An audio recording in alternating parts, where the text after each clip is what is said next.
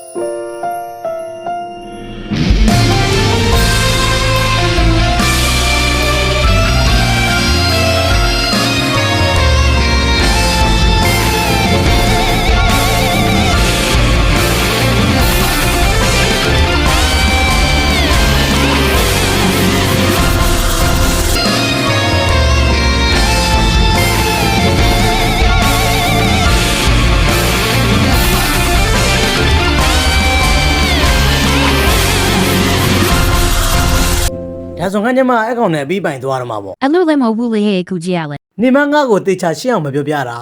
မင်းထင်တယ်လို့မဟုတ်ပါဘူးပါ့ဘာဟုတ်ရမှာလဲရှင်တို့ကလက်မြေကွဲမှာထိပြက်နေလေစိတ်ကိုအေးထားပါကွာကျမဘာတွေအေးစေးနေမှာလဲကိုပြောတော့နားထောင်ပါဦးအေးအဲ့နေ့ကသူငါ့ကိုထင်လွဲသွားတယ်ကွာဒါဆိုပြန်ချို့လိုက်ပေါ့ဒီရရအောင်ချို့လိုက်ပါ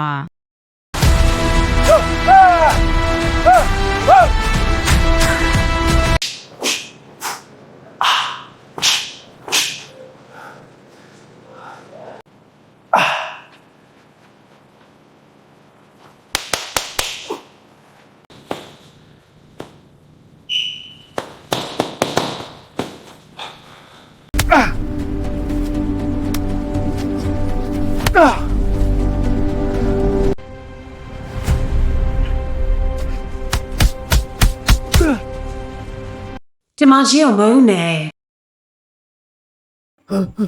ကိုတောင်းပါပါတယ်အဲ့လိုနဲ့ကျွန်တော်ဖြည့်ရှင်းလို့မရတော့ဘူးဆိုတော့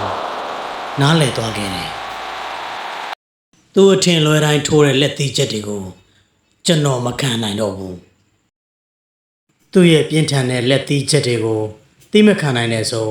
ကျွန်တော်တို့လမ်းခွဲခဲ့ကြတယ်သူနဲ့ဆုံစည်းခဲ့တဲ့အမတ်တရားတွေကကျွန်တော်ရင်ထဲမှာခုချိန်ထိမမေ့နိုင်သေးဘူးဗျာကျွန်တော်မှာအပြင်တန်းရာရောအတွင်းတန်းရာရောနာကျင်နေပေမဲ့သူ့ရဲ့ပွဲတိုင်းကိုလက်မလို့ပဲစောင့်ကြည့်ခဲ့တယ်။အောင်ပွဲတွေများစွာကိုသူတယောက်တည်းကိုပဲပိုင်ဆိုင်စေချင်တာကျွန်တော်ရဲ့စိတ်ပါ။အခုတော့ကျွန်တော်မျက်နှာကတန်းရာပျောက်တော့ပါပြီ။နှလုံးသားထဲကတန်းရာတော့ကြန့်ရှိနေပါသေးတယ်။ကျွန်တော်ကမိန်းကလေးလက်ဝိတ်ပွဲတွေဆိုရင်အမြဲတမ်းမကြည့်ရမနေနိုင်ဖြစ်နေပါပြီ။သူ့ကြောင့်မို့လက်ဝိတ်ပွဲကိုဝါသနာပါသွားတဲ့ကျွန်တော်အတွက်တော့အမတ်တရားပေါ့ဗျာ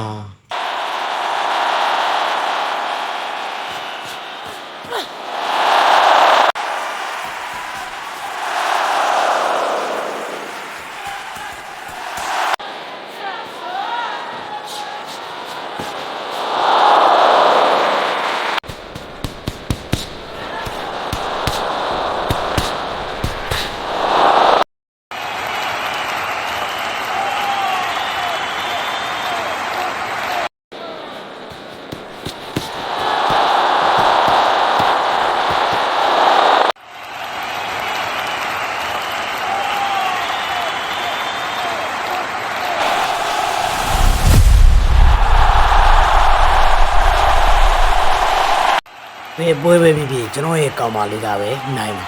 ကျွန်တော်ချစ်ရတဲ့သူကပဲနိုင်မှာ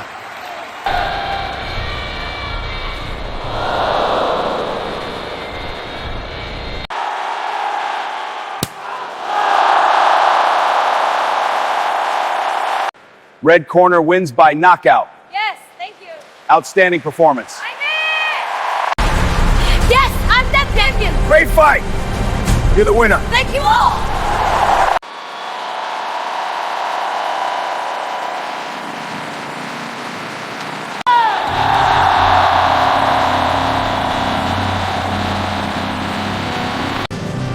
Yes, I'm the champion!